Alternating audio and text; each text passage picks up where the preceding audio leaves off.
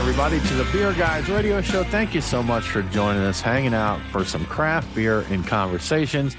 We always appreciate it very much. I am Tim Dennis. Brian Hewitt, how are you doing? I'm doing good. I think I'm a little wired today, but I feel pretty good. So, yes. A little wired. Has it been a high caffeine day, Brian? There are some days I'm very nerdy about how I make my coffee, so it should be the same every time. Some days the caffeine just seems more effective. It lasts longer. It amps me up more than other days. I have no idea what it's about. It just hits different. It just hits different. Okay. All right. Sometimes that happens. Yeah. Nate, I don't know if I want to ask you how you're doing. I know you've had a whirlwind of a week there, but how are you doing right now? Well, they say the more beer you have, the happier you are. So for those who are just listening, I do have a beer in both of my hands right now. So right now, I'm doing okay. Nice. How are you, Tim? I'm good, man. I'm doing just fine. Yeah, cranking along, having a good time. We had another little cold snap, which I'm not at. What, Brian? What? I think that was a spaghetti he's got. It's not even in the show notes, but I'm like, I think he made a spaghetti. No, it's not a spaghetti. This is just a regular old Miller High Life. Just a Miller. Oh, okay. Just a Miller. I'm disappointed. Okay. Yeah. Carry on, Tim. Yeah. Brian got excited there, Nate, and then he was let down. You have disappointed him again. So, no, I'm doing well, man. I'm cranking along, just doing what I can here. But guys, let's jump in to our beers of the week there. We know a little bit. We got a little peek at what Nate's getting into. But Nate, I'm going to let you go first, man, since we've already got a preview there. What are you drinking this week? So I didn't put it in the notes, but in my pregame, I decided that I was going to spring for a nice bottle of Miller High Life, the champagne of beers. It's great. It's a twist off. You can share them with your buddies. You can make spaghettis. And because they're twist offs, you can actually repackage them and just have them cold. We've done that in the past. Yeah. As you do. But to my regularly scheduled beers of the week, currently in my glass right now from Old Nation, I've got their double dry hopped M43, which has Calypso, Simcoe, Citra, and Amarillo hops. This one is really nice. It smells great. I cannot wait to try it. And then on deck, third and probably later with the patrons, I've got from Creature Comforts their Piano Keys, which is a stout that if you've been around craft beer for a little bit and have paid attention, this is a beer that came out a while back. I don't exactly remember the charity contribution that it was going towards, but this is one of those beers that has made its rounds time and again. And so in this one in particular is in collaboration with Ale Sharpton, marking his 30th anniversary as a beer icon.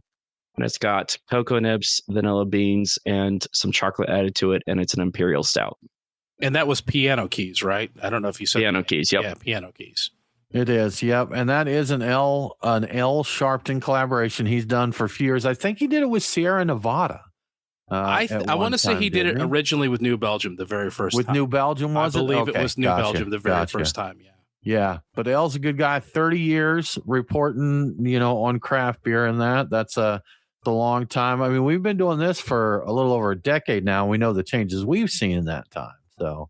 I mean, that's a lifetime. I mean, he's probably got people that follow him that aren't as old as he's been reporting on. Mm-hmm.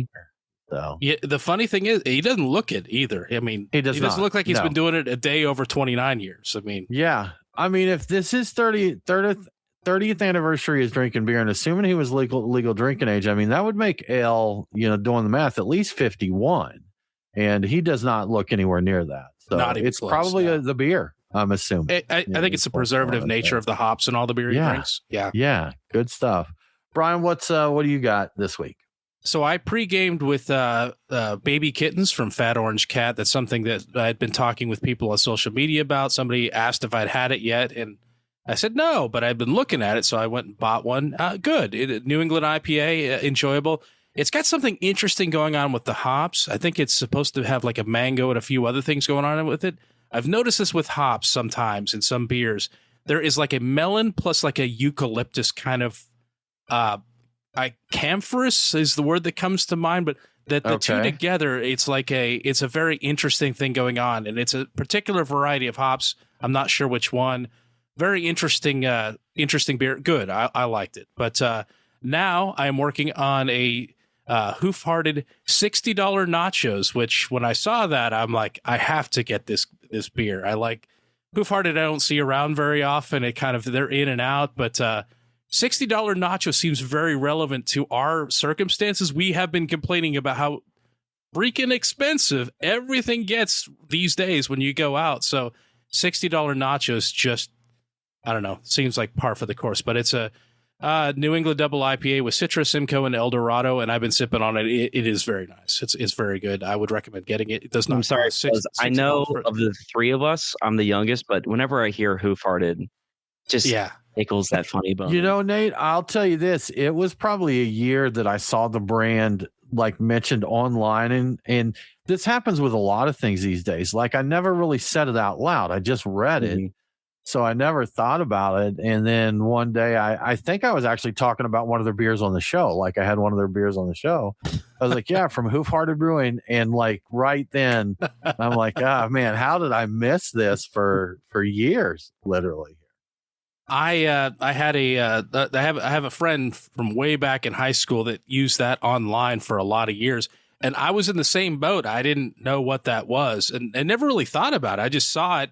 I saw the words, and I'm like, I didn't say it. Once you say it, you're like, you can't not notice it. And I think I realized what that was, what that was after like dealing with the beer and putting all the pieces together. So for years, never crossed my mind, but. Anyway, great beer. Recommend getting it if you happen to see it around. I guess they come out with it every year, so quite nice. And I am also going to be post-gaming it, I guess is the way to put it, with Creature Comforts Piano Keys collaboration with Ale Sharpton, which we've already discussed at length. So I'm looking forward to that. I have not had one yet, but I did pick up a 4-pack, and I'm like, I'm gonna help. I'm gonna support the guy. You know, he's a friend of ours. I'm gonna get some of his beers, and it's Creature Comforts. You know, it's gonna be good. So this is a no-brainer. I'll go get some if you happen to see it out there, guys. Yeah, good stuff. You can't argue with that, man. Absolutely. Well, Brian, diving into the stories, Olympic scandals, Brian, Olympic scandals, and not the fun kind around curling, but this time involving the FBI. Yeah, I know. It's just getting dangerous here. So in case you haven't been watching the Olympics, the U.S. men's hockey team took gold, and that led to some surprising beer-related drama. It turns out FBI Director Kash Patel was there watching the game. There's pictures of him in the stands, and he was invited to the locker room to celebrate with the team, and celebrate he did. There is video of him chugging beer, jumping up and down, spraying the beer all over the place, and singing along with the team. So this might surprise you, but there are politicians who were disappointed with this display of celebration, and they had things to say about it. Yes, politicians with things to say. Seriously, I know that's hard to believe. So he's being accused of using taxpayer dollars to attend the Olympics, which includes allegedly using an FBI Gulfstream jet for the trip. And there are allegations that it isn't an isolated trip either. Apparently, he's gone on a number of trips that have involved the use of an FBI jet. But on the other hand, I looked into this further beyond the story that I saw, and according to CNN, there's a government regulation that's been in place since 2011 that requires the FBI director to use government aircraft for all travel, including personal trips. And the reason for that is that the president and other top officials must always have secure communications available with the FBI director. So Kash Patel may not have had much of a choice in this situation, but the optics aren't great. And in the past, he has also complained about other FBI directors doing the same thing and saying the same things that people are saying against him. So a little bit of maybe hypocrisy or something happening here. Yeah. Anyway, according to Reuters, an FBI spokesperson said that Kash Patel was in Italy on official business and would reimburse the government for any personal use of FBI resources. We shall see. To back it up, Patel posted pictures of himself meeting with foreign officials and U.S. personnel who were also handling security at the Olympics. So I guess it's technically official. So nobody's going to jail or getting fired over this is what I'm guessing. So I don't know. Yeah, that's I mean, come on. We know that no one in this administration is going to face legal consequences for unlikely like that. Yeah, but they never do. No, Yeah. But I know the I'm not like a Kash Patel fanboy or anything, or sympathizer either way in that, but making a lot of assumptions here, which is not necessarily a great thing to do with the government. But if the guy was there on here, let me make this in a broader statement. A lot of times people get upset because a politician or somebody does something celebratory when they think they should be doing something else. And I mean, people live their lives. And if I was Kash Patel or anybody else who happened to be in Italy and the U.S. hockey team happened to win a gold medal, and I happened to get an invitation into the locker room, and I happened to get a chance to crack a beer with them, I'm going to do it, man. Of course. And that's just it. So, you know, we're looking at a snapshot there. They talk about like our lives today, you know, we're compared against curated lives of people. We saw one picture of one thing he was doing there. And unless there's some evidence, we got enough stuff going on right now that unless there's evidence that he just joyrode himself to Italy to party with a hockey team, let the guy crack a beer with the USA hockey team. So if he was if the point of the trip really was that he was there for other reasons and it just coincided with that, okay, okay. Absolutely. Yeah, I mean, it's the first time we won a gold medal in 46 years. Sure. It's a pretty monumentous occasion. That I didn't realize. Has it been that long? Okay. Well, yeah. All right. For hockey. In hockey, yeah. The last time was the Miracle on Ice, Brian, 1980 against the Russians. Oh, yeah, I heard about that.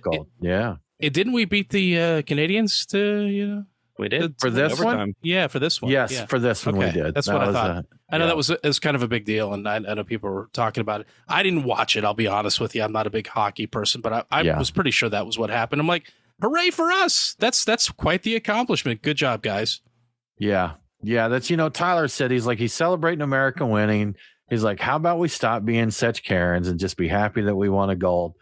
Again, man, if we're looking at even if it's an hour, I mean, I'm sure he didn't run in there, grab a beer and then leave. But, people have lives outside of their jobs, even politicians. Yeah.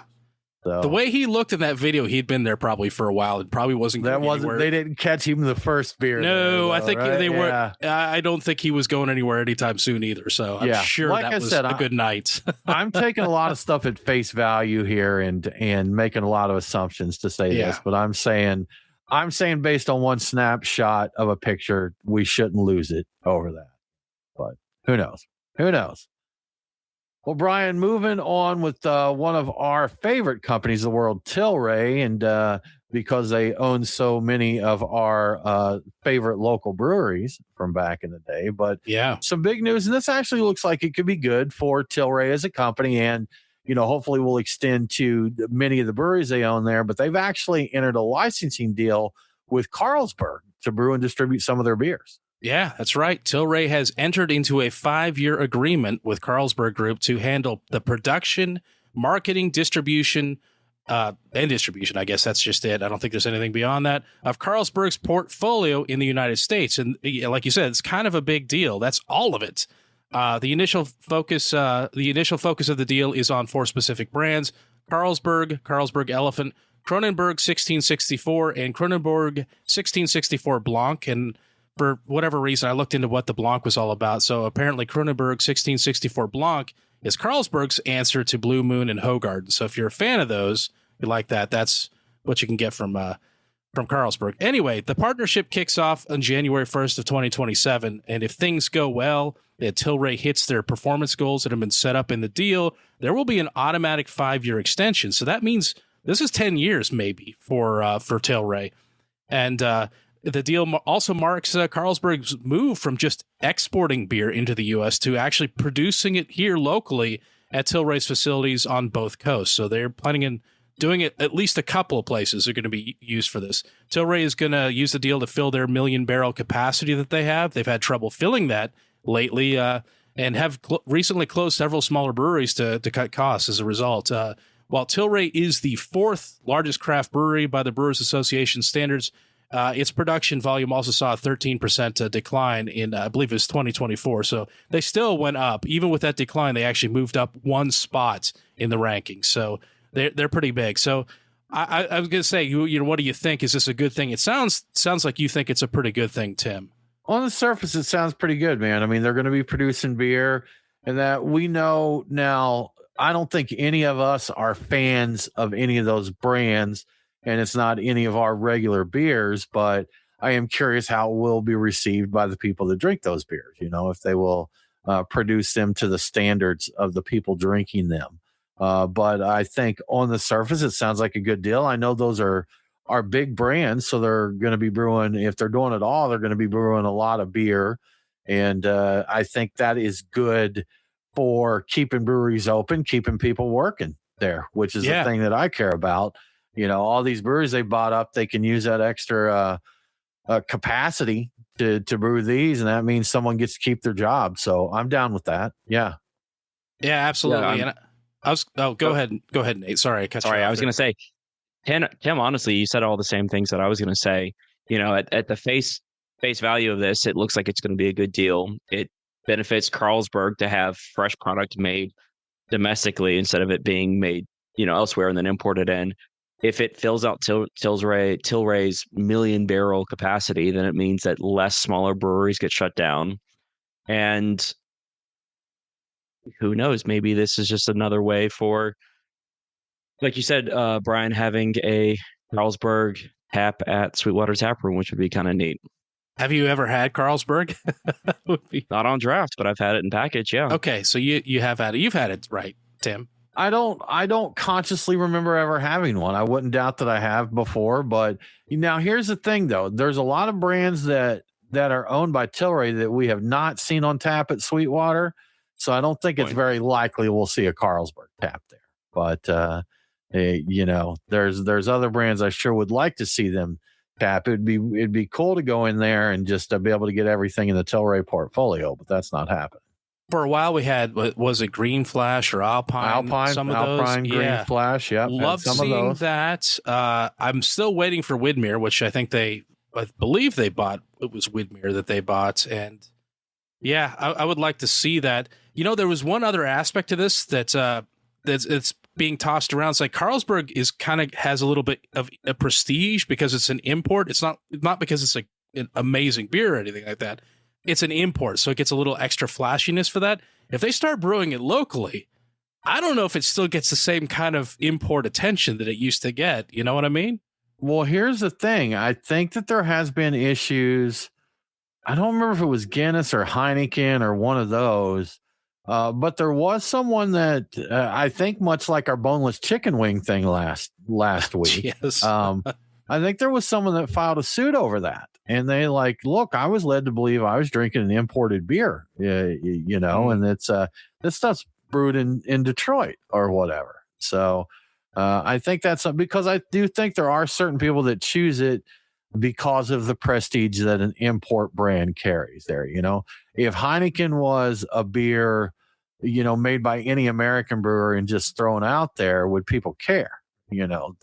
That it was what it was, but Heineken's an imported beer, that always has some prestige to it. So who knows, man? Who knows? I'm curious to see if there's any uproar from the passionate fan base if or when they find out that it is now brewed in America. Yeah, I don't know. I know it. Yeah. They're a big sponsor of various soccer, aka football teams. So there's going to be some people who are have a tie to them for that reason as well. So I hope it says the cans or bottles imported from Atlanta. Where's Carlsberg? Where are they out of? I thought they were German. I actually thought German too. Don't maybe Belgium. Fact. Yeah, that's something that I am not sure of. I know they're not American. So Heineken's is Dutch, right? Danish. They're from the Denmark. That's where Carlsberg's from. All right, that's right. Interesting. All right, good stuff. Yeah, we'll see.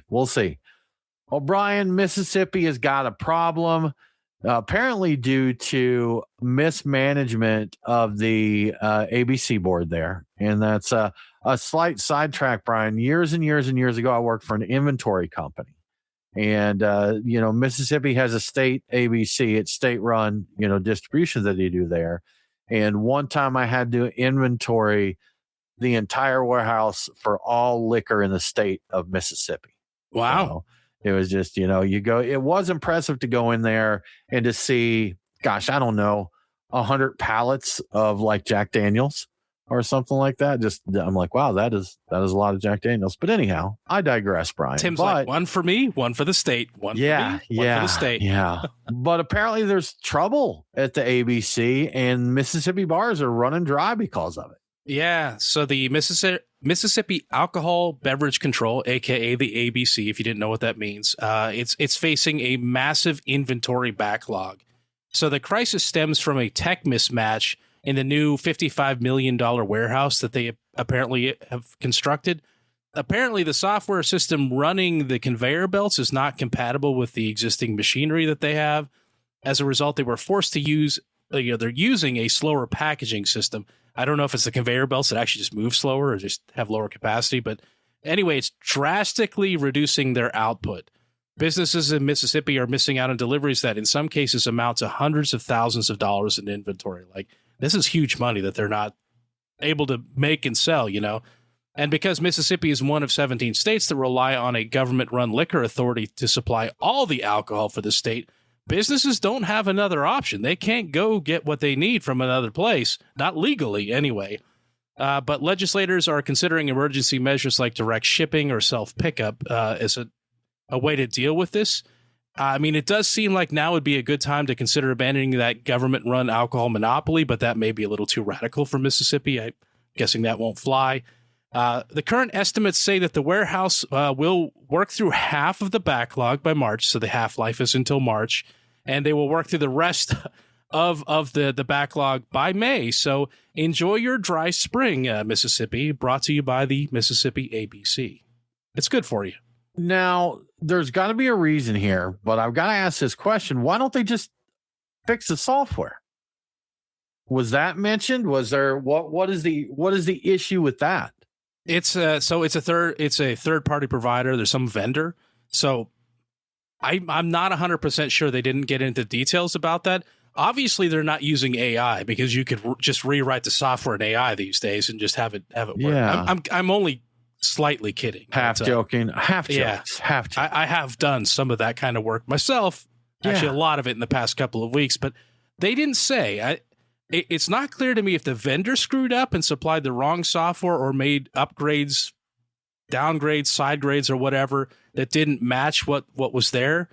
But something happened where things didn't line up, and it looks like from the sound of it, the software company is not changing things. It's not. Maybe they're actively working on an upgrade, but that wasn't said. Like it just sounds like, hey, if we're gonna get this actually to work, we have to get this older, crappier, slower equipment and run things through it. So maybe the software company is working on an upgrade that will support the machinery they actually need to use. I don't know. And because it just seems like fixing the problem would be the solution, but correct. But yeah. I'm not a Mississippi Liquor Board director or manager there, so I don't know. Yeah, I write code, and I'm not at all going to protect the people writing the code because I know how it can go. So I don't know anything about the people writing the code. It could actually just be these guys aren't competent. They just screwed up. I don't know. It could have been outsourced to who knows where. I have no idea. So yeah, but that still doesn't change the fix it part of it. It doesn't. Hey, it's not working. Fix it. So yes. All right. Yeah. I have no idea why. I have no idea why they don't do that. That's some internal issue they need to work out. Yeah. Well, Brian, before we move along, how about we give a shout out to our good friends at Truck and Tap? That sounds like a great idea. So do you want to know how quickly the year is going by? In just 2 weeks, Truck and Tap is throwing their St. Patrick's Day party. That's right. 2 weeks from now on Saturday, March 14th. 2 weeks from now is Saturday, March 14th, the middle of March. And next weekend ushers in the beginning of daylight savings time, I believe, if I've done my math correctly. So yeah, we've nearly made it to spring already. And that means better weather is on the way, but also pollen. And I don't know how to feel about any of that, so I'm just going to have a beer. And what beer shall I have? Well, let's find out in my Truck and Tap beer picks for the week. At Truck and Tap Woodstock, I'm going with Round Trip's Nice and Easy IPA. It's not just any old IPA, it's a cold IPA. Do you guys remember when everyone was dropping a cold IPA a year or two ago? Well, Pepperidge Farm remembers, Tim. Good for them, man. Yeah. I Anyway. also recall. Yeah. Anyway, Round Trip does such a great job with traditional German lagers. I'm betting this lagered IPA hopped with Chinook, Centennial, and Mandarina Bavaria will be great. I like when they stretch their stuff into IPA territory. I think they do a pretty good job there. At the Duluth location, I'm getting Dubai Chocolate Bar Stout from Untitled Art. I haven't had this one yet, but I know Untitled Art just kills it with pastry stouts, and I'm a fan of the Dubai chocolate that's so popular these days. And if you don't know what that is, maybe some of the people listening don't, just imagine a chocolate bar filled with like a crunchy wafer-like pistachio filling. It's really good if you like pistachios and chocolate. So this is probably going to be great. You have to try that. At Truck and Tap Alpharetta. Oh, were you going to say something? It is really great. I've had it before. Oh, you've had the beer before. I need to pick one of these up. I think I've seen it dropping other places around, but yes, at Truck and Tap Alpharetta, my pick is Goodword's Dreaming of Ghosts on the side pull tap. Love the side pull tap. Dreaming of Ghosts is a West Coast style pilsner, dry hopped with Motueka. Oh, it's just hopped. Yeah, sorry, not dry hopped. Hopped with Motueka and Rakau hops with an easy drinking ABV of 4.9%. What's not to love about this? It's going to be great. And finally, at the Lawrenceville location, I'm going with Three Taverns Lord Grey. Lord Grey is such a unique beer. I just have to have one whenever I see it. It's a kettle sour with Earl Grey tea and lemon, and it tastes like lavender and bergamot. And if that doesn't immediately sound good, you need to get a taster of this because I think you'll be surprised by it. And there you have my beer picks for the week. Get out there and have a beer or two. As always, if you'd like to see the full tap list before stopping by, take a look at truckandtap.com. The taps do change quickly. You never know what great new beer might go on and which of these might disappear. And if you'd like to see what the food trucks are serving and what events are happening, the trivia, the karaoke, the live music, the St. Patrick's Day parties, that kind of thing, drink specials, bourbon specials, you can also find that at truckandtap.com. Everything you need to know can be found at truckandtap.com. So check that out. And thank you to Truck and Tap for your support. Thank you, Truck and Tap. We appreciate it. Brian, some news to share before we move on here. So we've talked about it before several times about the American Craft Beer Hall of Fame. And they are about coming up. They are going to have their induction ceremony for 2026. That's going to be on the 28th. That's, I believe, Saturday, this coming Saturday, the 28th. That's when this show will be launched. They're going to be doing viewing parties at a few locations around the country. Here in Atlanta, Round Trip Brewing is a local watch party location. They'll be live streaming the event, the induction ceremony, that starts at 3 p.m. Eastern time. I know here at Round Trip, they're starting the party at 2 p.m. there. And they're going to be hanging out. $1 from each beer sold is going to go to support the Hall of Fame. That's for Round Trip. But if you're in other areas, take a look at the, the Hall of Fame's website and see if you've got a local location. You can hang out with other beer fans and see the induction ceremony. But some big names, I think we've mentioned them in the past, Brian, who the nominees are this year. But we've got Charlie Bamforth, Larry Bell, Sam Calagione, Ray Daniels, Terry Ferendorf, and I hope that I said that correct because that's not a name I'm familiar with there. We have Kim Jordan, Garrett Oliver, Pete Schlossberg, Mitch Still, and Carol Stout are the nominees for this year. So, Mitch Steele, nice, very nice. Yeah. So cool. It'll be very cool. I wonder if Mitch will be at our local watch party here. So if he gets inducted, we're right there. Right there. We can be cheers with him. But very cool to see some folks getting together and honoring American craft beer, man, and the people that made it great. So see if you got a local watch party. If not, it is going to be streamed online again, 3 p.m. Eastern. If you want to drop in, I'm sure it'll be on YouTube, Facebook, the various channels there to check it out. Very cool. Good stuff, man. Good stuff. Well, Brian, moving along from that, we've got, we're going from Mississippi all the way over to Russia. Yes. So we've been talking about import beers and all that. We know the crazy stuff that's been going on in Russia the last few years. We know a lot of American companies pulled out of there, but it's actually to the point that import beers are nearly extinct in Russia. Yeah, this kind of surprised me. I saw this on the drinksbusiness.com website, and I'm like, what's going on there? I'm like, I knew there was embargoes and such, but according to the Drinks Business, imported beer is on the verge of disappearing in Russian retail, and it may only make up like a tiny fraction of the beer market by the end of the year, like 3% or less. Like, that's how crazy it is. Shipments from the European Union to Russia have plummeted to levels not seen in like a decade. Most of the beers that's still making it is coming from the Czech Republic, Poland, and Latvia. But here's the thing. It's not because the Ukraine war and related embargoes and things like that. It's tariffs doing it, which is kind of unexpected. It's not embargoes, it's tariffs. The U.S. isn't the only one throwing around tariffs these days.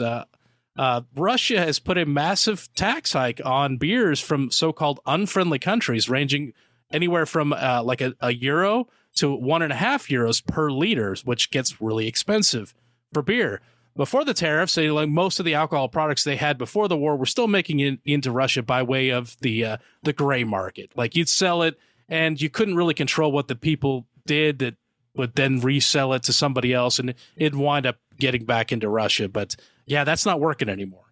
At the same time, Russia is still fighting AB InBev's sale of their stake of some amount of a business in the Russian beer market. So while they're punishing people, they're still screwing with AB InBev and trying to keep them from being able to, disconnect from Russia. So as far as I can tell, that's still not done. That's been going on for years. And they're also aggressively exporting their own beer into neighboring ally countries and China. So it's weird. I'm like, it's just kind of an interesting insight at how Russia is working right now. But yeah, nuts. Russian beer in China, huh? That would be would be something. I wonder if Chinese beer goes to, maybe you can go to Moscow and get you a nice cold snow. I'll bet you can.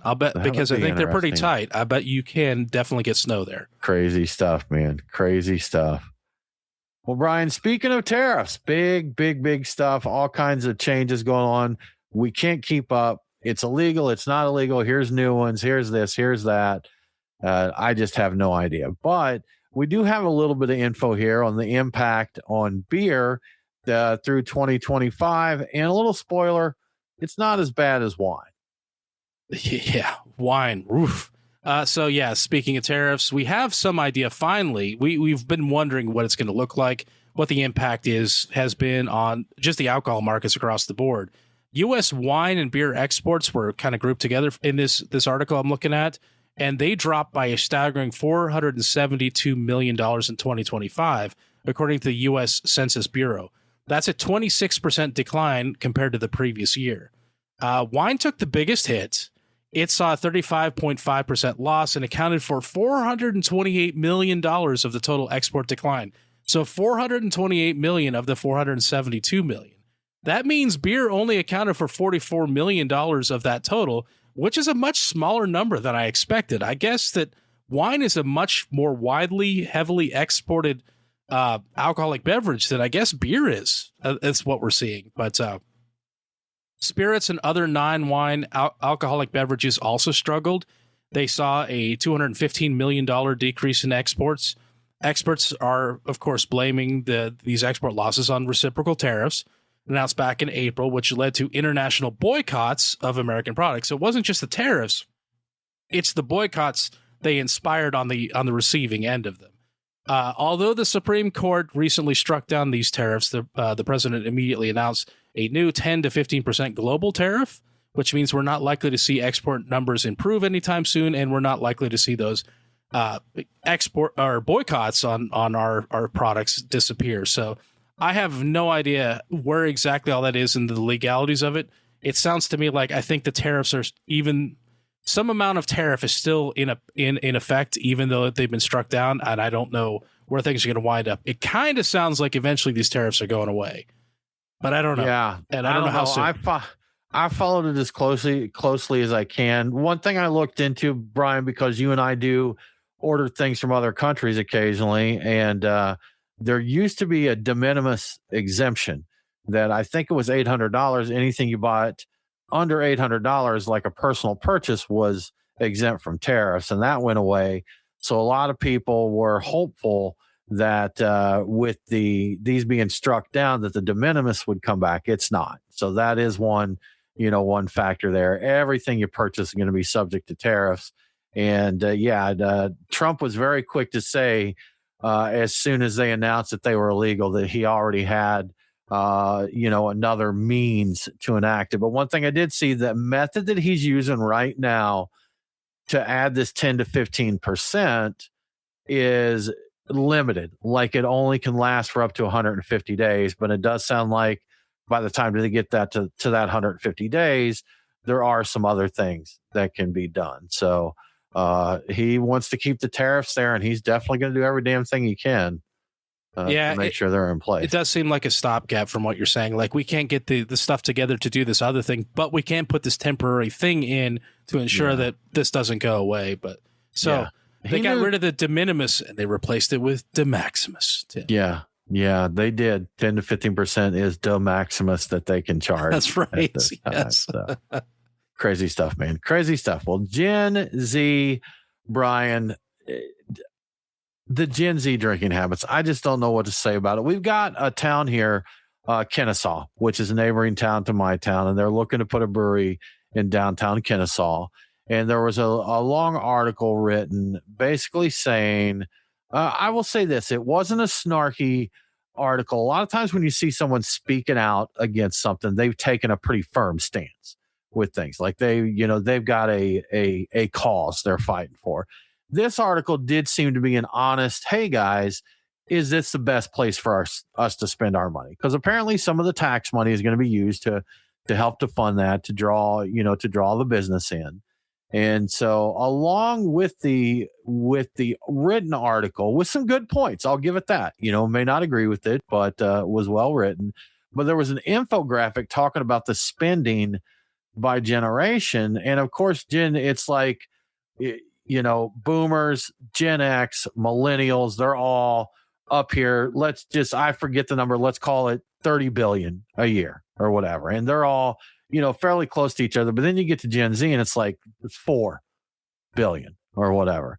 And so I'm like, how old is Gen Z? I was like, aren't some of them like not under old 18 enough to drink? So it's like half of Gen Z right now is not old enough to drink. So it's not really, how much can we really put on them as to what they're drinking? Because a lot of them are just becoming drinking age right now. So, I'm looking at the chart. It looks like boomers still are kings right there. Money spent on alcohol by generation, 25 billion for boomers, 23.1 billion for Gen X, and millennials still have us beat with 23.4 billion. All right. Yeah. There we go. Gen Z, 3.1 billion. Right. So, but let's let them all become of age and let's let them deal with life a little bit more and see how much they drink then. Yeah. We'll see where it comes out. But also kind of on the flip side of that coin, Brian, you and I were at our cheese shop last weekend. Shout out to Capella Cheese, wonderful cheesemonger there.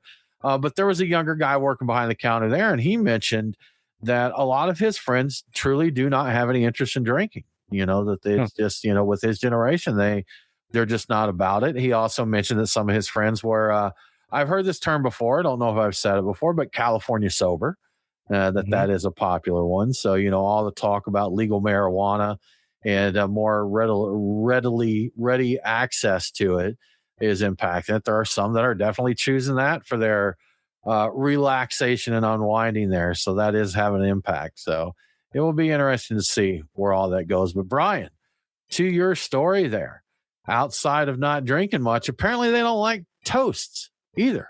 Yeah. And I'm not talking like assorted, crispy bread, warm bread. You're talking a little cheers there. I think they do like avocado toast still, but they do. Yes. Yeah. So different kind of toast. Yes, another tale from Planet Gen Z. This was another one I picked up from VinePair. They had some really good articles on various topics this week. This week we've learned that toasting has become uncool, cringe, and apparently even startling for members of Gen Z. Seriously, startling. That was how it was described. I know Tim's immediately shrugging like, what in the heck? Like, how is this possible? You've seen the Obama gif where he makes the face and twists the hand. That's what I just did. So. Yeah. So I am talking about, in case you're not getting the picture mentally here, I'm talking about the practice of clinking glasses together and saying cheers. It's a thing that a lot of us do when you get a round of drinks without even thinking about it. It's like you gotta be, especially the first drink of the night. It's like, cheers, guys. It's fun to hang out, and it's just kind of a fun little custom. Well, apparently the disdain for the custom with Gen Z comes from the association with millennials. So this is them fighting back against millennials. At least they're not taking it out on Gen X for some, this time, And social media trends like the Instagram boomerang toast that I don't know if you guys saw this. The thinking is that the traditional cheers started to feel performative and dated as a result of its heavy use in these boomerang Instagram posts. And I'm with Gen Z here. I hated those boomerang videos, those endlessly looping things of toast, and then it goes back and it goes back again. You know what I mean? It was like 2 or 3 seconds. I do remember the boomerang. Yeah. Do you remember me complaining about it? How much I hated them? Because I hated them from like the moment they came out. You hate a lot of things about like online social media and that. True. So I don't remember that specific. So. Oh, I hated the boomerang stuff. It was so annoying. It was just something about it was really unsettling. Anyway, the very popular a decade or so ago. Anyway, with no sense of irony though, Gen Z is also responsible for the 2022 TikTok trend of toasting with food. For crying out loud. Okay. Which is thoroughly ridiculous and a little gross and should be near the top of the list of things that Gen Z looks back on with embarrassment once they reach middle age. So, did you guys ever toast with food? And if you did, what is wrong with you? No. But I've seen that not. people. So I like to watch various cooking and food shows on YouTube and that, and very frequently, I mean, I saw some guys eating the dinosaur ribs, the big beef ribs, the other day, and they toasted ribs. I've seen guys toasting pieces of pizza, and with toast your food.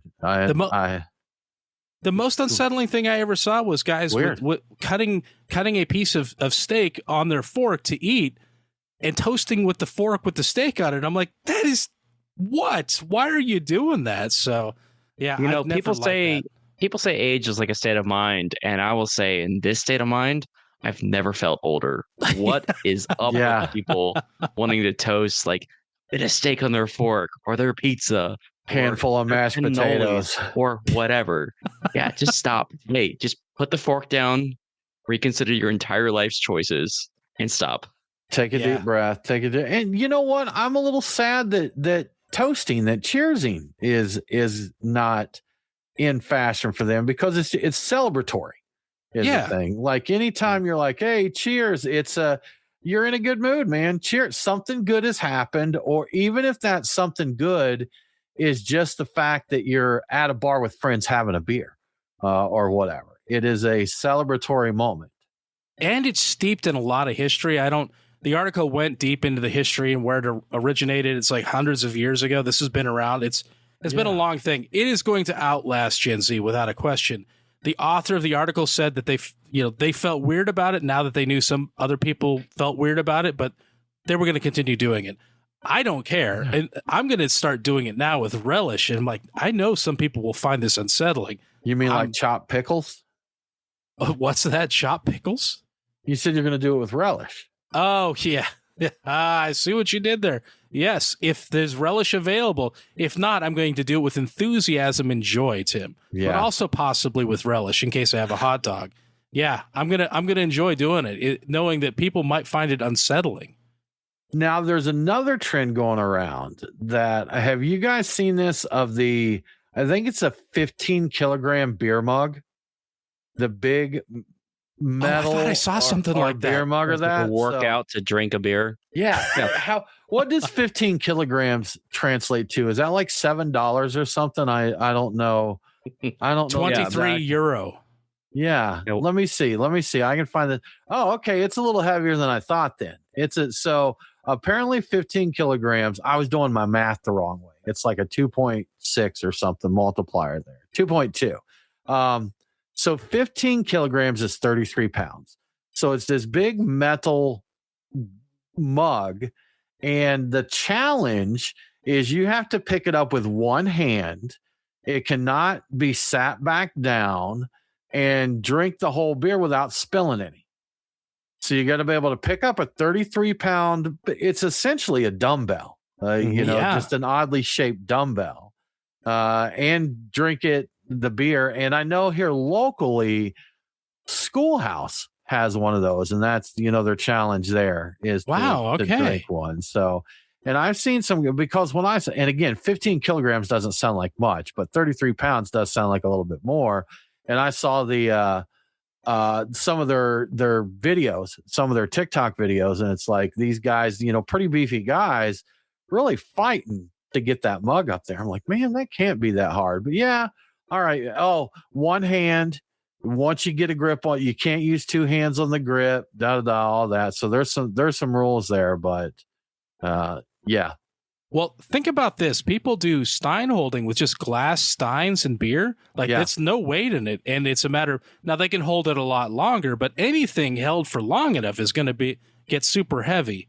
And you know what? This explains a lot. I was scrolling through social media somewhere, and I didn't listen to the audio. I saw somebody like struggling with a large mug with one hand, like shaking, trying to drink it. And I'm like, what on earth is that? And then I said, I don't care enough to find out. So I flipped past it because I thought it was just somebody being stupid. Like I thought it was one person being stupid online. No, it's group Turns out it's many Brian. people being stupid online, and I should have been paying attention. So that explains what I saw there. So sorry to the person that I did not care enough to watch their entire video struggle to drink a beer. Yeah. Crazy stuff. So I'm curious. I would like to try it just to see how heavy it is. I'm imagining, based on the people I've seen not be able to do it, because what I was thinking is, man, that'd be fun to cheers with, like just clanking two dumbbells together and chugging your beer. That would be fun, man. Try splitting the G with that thing and not chipping a tooth. Yeah, good stuff. Well, Brian, this is breaking news. This has to be sad news for our friend Todd at Good Word Brewing, because he's a fan. But Brian, beer adjacent news here. We may be running out of Topo Chico. Yeah, I think this is going to be a hard running out too. If you're having trouble getting your hands on Topo Chico lately, the carbonated water, there's a reason for that. The glass bottled mineral water is currently unavailable in the U.S. due to geological issues at the source wells in Mexico. And yeah, this doesn't have anything to do with tariffs at all, apparently. It's not at all related to that. Fans may have to wait until the second half of the year for a restock of the mineral water to make its way back to store shelves. Coca-Cola, the owner of the brand, is pausing production to invest in the water source to ensure future supply and quality. I kind of looked into this, and I have no idea what's actually wrong with the source. But they're saying quality makes me wonder if some chemicals or something were leaching into or found in the well, or something happened. Like there's some issue there, unspecified what it is. But on the other hand, if you're a fan of the alcoholic line of Topo Chico, you're in luck. The hard seltzers and canned cocktails produced by Molson Coors are not affected by the shortage. Not only that, new higher ABV versions of these beverages are they're hitting the market. So I have no idea where they're getting the water for those, but apparently it's not a fancy aquifer from Mexico. It's probably some, I guess not, man. Maybe it's a tap in Once Detroit. again, you have to drink alcohol because the water isn't safe. So that's right. That's right. It happens, man. And also, we are sending our thoughts and prayers out to Todd at Good Word during these difficult times. Don't make it. We know this is going to be hard on him. Yeah, it is, man. Yeah. It is. Well, guys, that wraps it up. A little shorter show this week. We'll give you a little bit of time back to drink some beer. But thanks, as always, for tuning into the show. We do greatly appreciate it. If you enjoy what we're doing here, we would love it if you would tell your friends to tune into the show. Check us out. Share us on social media. Just get the word out there. If you really enjoy what we're doing, then please do go to patreon.com/beerguys. Your support helps us with stuff like hosting and cameras. And we actually don't spend it on beer. We might, maybe, sometimes, but mostly just keep the show running. And we always appreciate that. We will get you into our Discord chat, private Patreon Discord chat. We'll send you some cool swag, and you'll get a little slightly early access to all the shows. So we would definitely appreciate it if you would consider that. But with all that said, we do hope that you have a really, really good week. And don't forget to drink well. Cheers.